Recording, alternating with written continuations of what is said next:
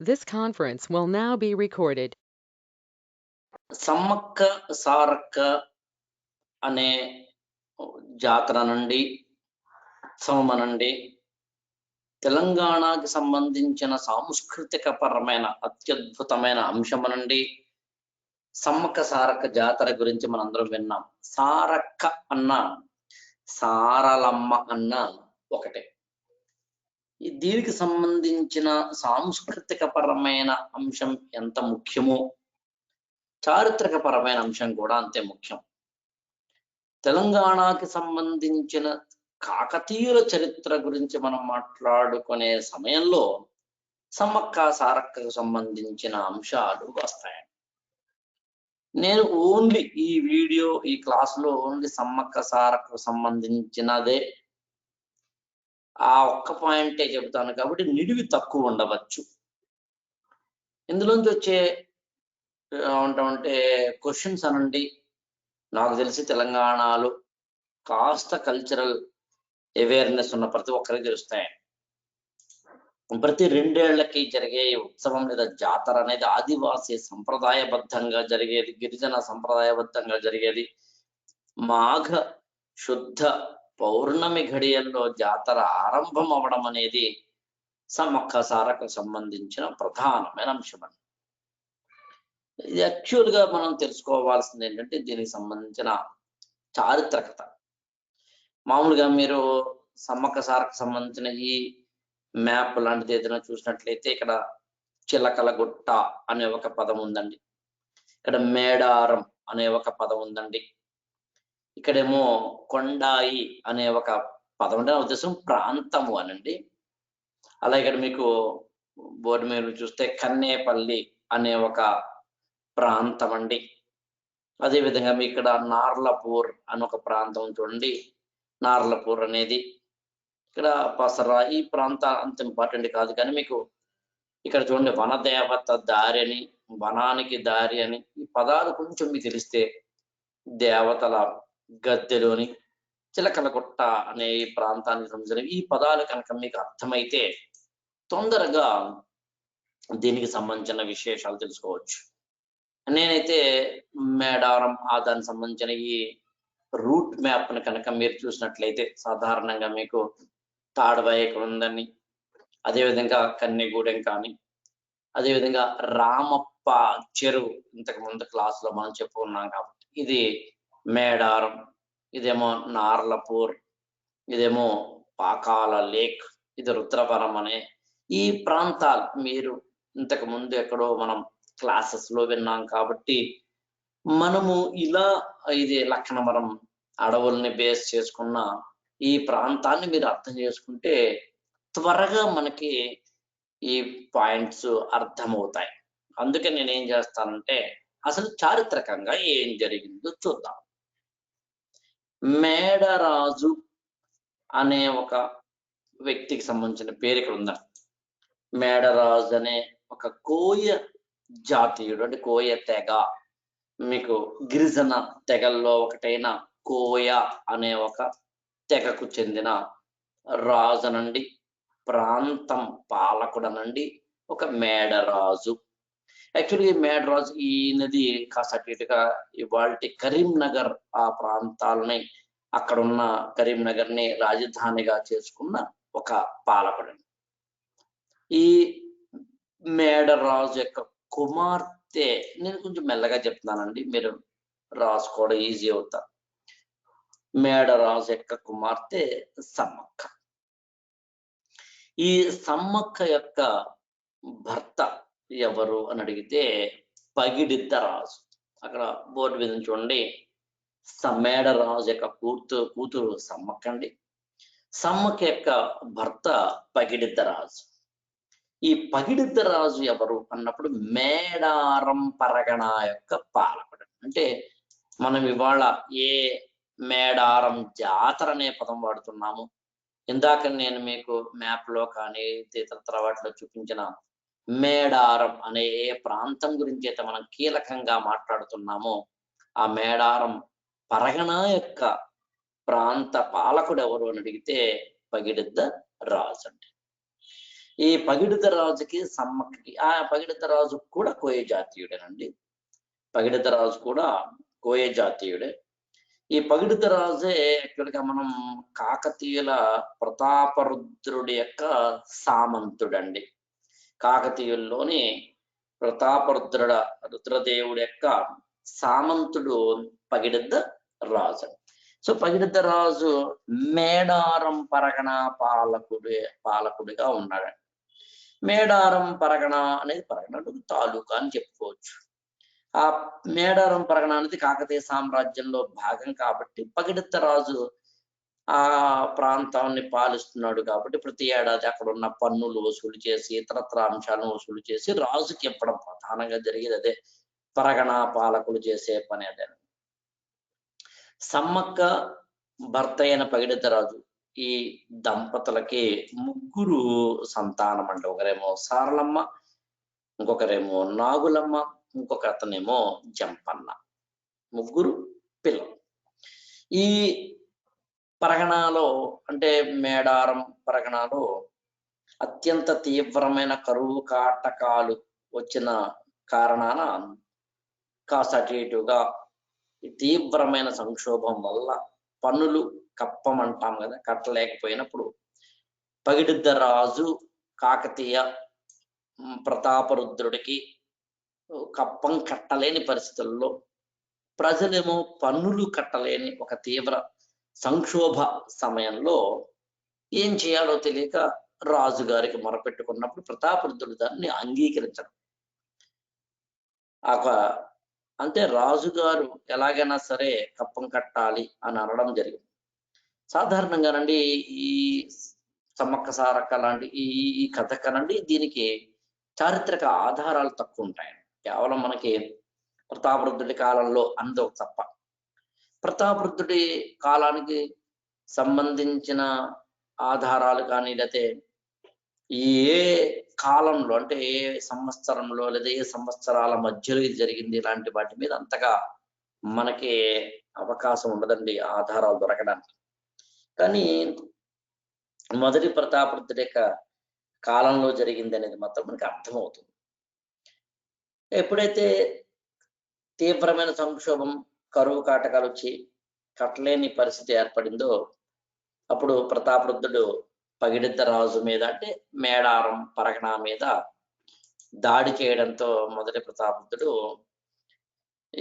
ఏం చేయాలి, ప్రజలు సరెండర్ అవ్వకుండా తిరిగి పగిడిద్ద రాజు కావచ్చండి, ఆయనతో పాటు ఇతరులు కావచ్చు, కాకతీయ సైన్యంతో వీరోచితంగా పోరాడారండి. ఈ మొత్తం కథకి, జాతరకి, ఉత్సవానికి, చారిత్రకమైన అంశానికి ఒక కీలకమైన పాయింట్ ఏమిటి అని అడిగితే, కాకతీయ సైన్యాన్ని ఒక చిన్న మేడారం పరగణ అనే ఒక ప్రాంతానికి చెందిన పగిడిద్ద రాజు ఎదిరించడం. ఇదండి. పన్నులు కట్టలేకపోవడం, కప్పం కట్టలేకపోవడం అనేది ఖచ్చితంగా తప్పే. కానీ డబ్బులుంటే కడతాంగా, లేవు. కరువు కాటకాలు ఉన్నాయి, చూశారు కదా.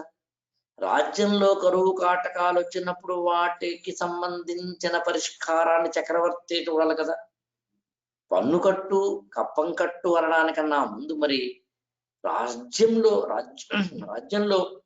తీసుకోవాల్సిన జాగ్రత్తలు ఏంటి? ఈ ఆత్మగౌరవానికి సంబంధించిన ఒక ఆర్థిక పరమైన అంశంలో మానవతా దృక్పథానికి సంబంధించిన తనకన్నా పెద్దవాళ్ళు, వీరులు, యోధులు, సైనిక శక్తి సంపత్తి కలిగిన వారు అయినప్పటికీ అవసరమైతే ఎదురొట్టి పోరాడడం అనే వీరోచితమైన గాథ పగిడిద్ద రాజు కథలో, వారి వెనకాల ఉన్న సమ్మక్క, సారలమ్మ, నాగులమ్మ, జంపన్న లాంటి వారి యొక్క కథల్లో ఉండడమే ఇవాల్టికి 700 సంవత్సరాల తర్వాత కూడా మనం సమ్మక్క సారక్క గురించి మాట్లాడుకోవడము, అక్కడ మనం జాతర జరుపుకోవడము, తెలంగాణకే ప్రాణప్రదమైన ఒక అత్యద్భుతమైన కన్నుల పండగలాగా లక్షలాది మంది విచ్చేసే 4 రోజుల పాటు జరిగే ఈ ఉత్సవం నార్త్ ఇండియాలో మనకి ఏవైనా గంగా నదికో వేటికైనా పుష్కరాలు లాంటివో లేదా మహాకుంభమేళ లాంటి వాటివో చూస్తాం. అంత ఇసకేస్తే రానంత జనం వచ్చే మేడారం జాతర ఇవాళకి మనం జరుపుకోవడం వెనకాల ఆధ్యాత్మిక శక్తి, ఆర్థిక పరమైన వాటిలో మానవతా విలువలు, వీరోచితంగా పోరాడగలిగిన ధైర్యం, ఆత్మగౌరవం కోసం అవసరమైతే ప్రాణాలను పణంగా పెట్టగలిగిన వీర మరణ గాథలు సమ్మక్క సారక్క జాతర వెనక అలా ఉన్నాయి. అందుకు ఇవాళకి మనం మాట్లాడుకోవడం తెలంగాణ గడ్డ మీద పుట్టిన ప్రతి వ్యక్తికి, తెలంగాణ ప్రాణప్రదంగా ప్రేమించే ప్రతి ఒక్క వ్యక్తికి మేడారం జాతర, సమ్మక్క సారలమ్మ జాతర ఒక అత్యద్భుతమైనది, ఒక ఆత్మ గౌరవానికి సంబంధించిన చిహ్నంగా మనం చూడొచ్చు. కానీ చివరికి పాప ఏం జరిగిందంటే పగిడిద్దరాజు, సారలమ్మ, నాగులమ్మ, జంపన్న, సమ్మక్క అందరూ వీరోచితంగా పోరాడారండి. కానీ విచిత్రం ఏంటంటే పాపం ఆ యుద్ధంలో పగిడిద్దరాజు మరణించారండి, వీర మరణం చెందారండి. పగిడిద్దరాజు మాత్రమే కాకుండా సారలమ్మ, యాక్చువల్గా సారలమ్మ యొక్క భర్త గోవిందరాజు అండి, ఆయన కూడా మరణించారు. సారలమ్మ యుద్ధంలో వీర మరణం చెందిందండి. నాగులమ్మ యుద్ధంలో వీర మరణం చెందారండి. జంపన్న అక్కడ పక్కన సంపెన్న వాగు అని ఒక ప్రాంతం ఉందండి. సంపెన్న వాగు అంటే ఇక్కడ చూస్తామండి. ఇది ఇవాళ ఈ సంపెన్న వాగు అంటే ఒక చిన్న కాలవ లాంటిది. ఆ సంపెన్న వాగులో దూకి మరణిస్తాడండి జంపన్న. అందుకనే యాక్చువల్గా ఇది గోదావరికి ఉపనది లాంటిదండి, చిన్న వాగు. ఆ జంపన్న వాగు అక్కడ దూకి సంపెంగ వాగు అంటారండి. సంపెంగ వాగుని ఇవాళ జంపన్న దూకి మరణించాడు కాబట్టి జంపన్న వాగు అన్నారండి. అతను కూడా వీర మరణం చెందడం జరిగింది. ఇవాళ ఇక్కడ మీకు అనిపిస్తుంది, యాక్చువల్గా మీరు కనుక చూసినట్లయితే మేడానికి ఇదంతా కూడా మన ఈ వీటిలో భాగంగా ఈ ప్రాంతాన్ని మీరు కనుక చూడొచ్చండి. సో ఓవరాల్ గా మీరు అర్థం చేసుకోవాల్సింది ఏమిటంటే పగిడిద్దరాజు, సారలమ్మ, నాగులమ్మ, జంపన్న అందరూ కూడా వీర మరణం పొందారు. చివరికి ఎవరు మిగిలారంటే మనం చూస్తే మీరు బోర్డు మీద సమ్మక్క మిగిలారండి. సమ్మక్క చివరి వరకు పోరాడిన మహిళగా, అంటే వీరు కూడా చివరి వరకు పోరాడి చివరికి అసూలు బాసారండి. అందరికన్నా చివర అనేది నా ఉద్దేశం. ఇక్కడ సమ్మక్క చివరి వరకు పోరాడి, కాబట్టి సారలమ్మ అన్న సారక్కన్న ఒకరేనండి. ఇంతకుముందు కూడా చెప్పానమో నాకు గుర్తులేదు. సారలమ్మ అన్న సారక్క అన్న ఒకరే. సో కాబట్టి సమ్మక్క చివరి వరకు కాకతీయుల సైన్యంతో పోరాడి చివరికి పాపం అసూలు బాసడం జరిగింది. అయితే ఆవిడ చిలకలగొట్టకు వెళ్ళిపోయి అక్కడ నేను చూపించాను మీకు, చిలకలగొట్ట అనేది ఎక్కడ ఉంటుంది అన్నదండి, ఈ ప్రాంతం అండి. చిలకలగొట్టకు వెళ్ళిపోయి అక్కడ కుంకుమ భరణిగా మారింది అని కథ అండి. ఆవిడ కూడా వీరమరణమే చెందిందని చెప్పాలి. సరే, కుంకుమ భరణిగా మారడం అనేది జరిగింది. సో సమ్మక్క ప్రధానంగా సారలమ్మ అనే ఇద్దరితోటి కూడిన ఈ చారిత్రక పరమైన ఘట్టంలో చాలా మంది సమ్మక్క సారలమ్మ అనే ఎందుకు వచ్చింది అంటేనంటే ఈ యుద్ధంలో ఎక్కువగా వీరోచితంగా పోరాడడం కానీ లేదా అత్యంత తీవ్రమైన శక్తియుక్తులు ప్రదర్శించడం కానీ, మిగిలిన వారు పురుషులు, ఒక నాగులమ్మ మినహాయిస్తే పగిడిద్దరాజు కానీ, గోవిందరాజు కానీ, జంపన్న కానీ పురుషుల ఆ నడుమ ఒక్క వీరోచిత గాథ, వీరోచిత బాట పట్టడం అనేది ఇద్దరు చేశారంటే సమ్మక్క కూతురు సారక్క లేదా సారలమ్మ. అందుకు సమ్మక్క సారలమ్మ జాతరని. ప్రాంతం మేడారం కదా, మరి కీలకమైన ప్రాంతం, అందుకు మేడారం జాతరని పేర్లు వచ్చినాయి. 4 రోజుల పాటు జరిగే ఈ ప్రధానమైన పండగ ప్రతి 2 ఏళ్లకోసారి ఆదివాసీ సంప్రదాయంలో జరిగే ఈ పండగ జాతర ప్రధానమైందంటే ఇక్కడ చిలకల గుట్టలో సమ్మక్క కొలువైందండి. ఇందాక ఆల్రెడీ కుంకుమ భరణి అనే దాంట్లో చెప్పాం కాబట్టి సమ్మక్క. కన్నేపల్లిలో కొలువైన ఆవిడ సారలమ్మ అండి.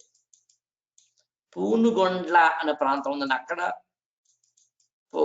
కొలువై ఉన్న వారు పగిడిద్దరాజు. కాబట్టి వీరందరూ మనుషులే, కానీ వీరమరణం చెందిన తర్వాత దేవతల రూపాన్ని పొందారు. అది మీరు గమనించాలి.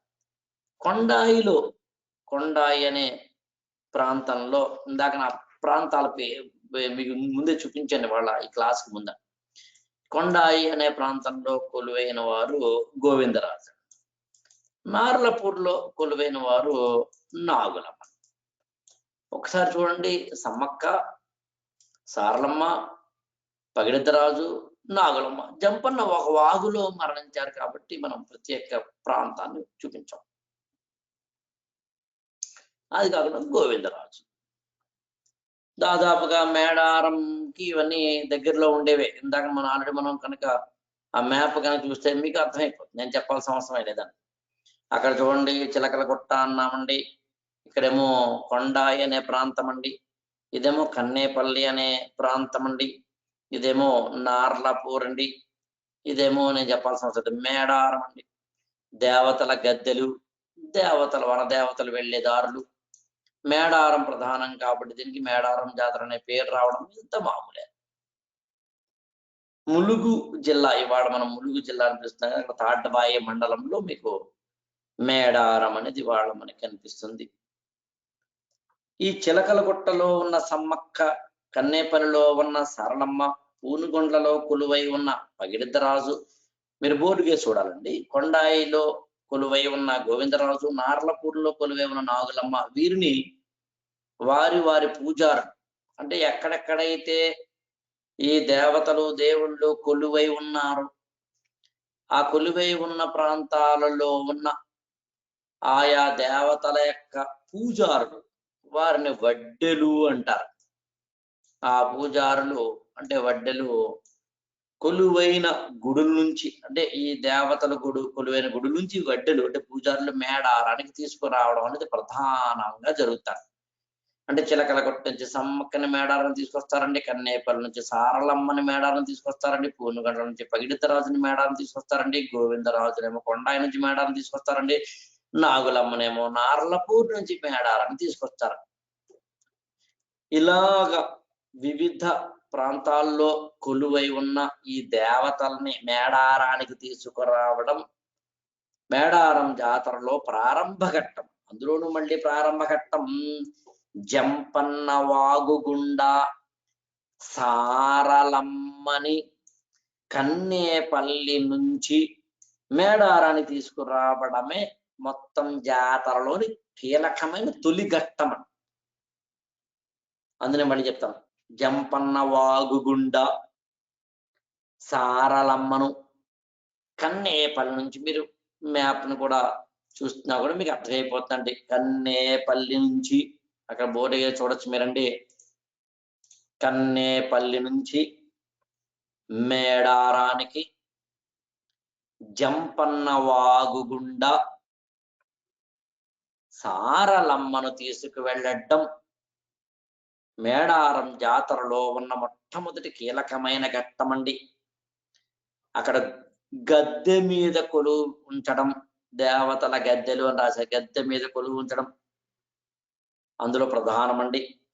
4 రోజుల పండగల్లో తొలి రోజు పండగ ఇదేనండి. ఇలా అందరి దేవతల్ని, సమ్మక్కను, సారలమ్మను, పగిడిద్దరాజు, గోవిందరాజును, నాగులమ్మను మేడారం వద్దకు తీసుకొచ్చి గద్దెల మీద ఉంచడం ఇక్కడ ప్రధానంగా జరిగేదని. కన్నేపల్లి నుంచి అండి సారలమ్మని గుడి నుంచి మొంటె అంటారు. మొంటె అంటే వెదురు బుట్టలు అని చెప్పవచ్చు. వెదురుతో తయారు చేసిన బుట్టలు మొంటెలు అంటారు. వాటిలో అమ్మవారి ప్రతిరూపమైన పసుపు కుంకుమలు తీసుకొచ్చి మేడారానికి అందులో అంటే సారలమ్మ గుడిలోంచి ఆ ప్రతిమను తీసుకొస్తారండి. మొంటెల్లో వాటిని కొలువెలుస్తారండి. పసుపు కుంకుమలు కొలువెలుస్తారు. అక్కడి నుంచి మేడారానికి తీసుకొస్తారు.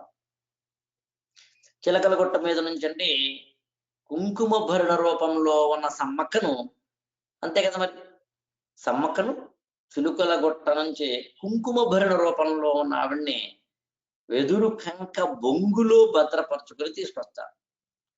అక్కడ మీరు గమనించారండి, సమ్మక్కనేమో కుంకుమ భరణ రూపంలో ఆవిడ ఉంది కాబట్టి అక్కడి నుంచి తీసుకొచ్చారండి. సారలమ్మనేమో ఇలా తీసుకొచ్చారు. అంటే కీలకమైన ఘట్టాలు రెండు.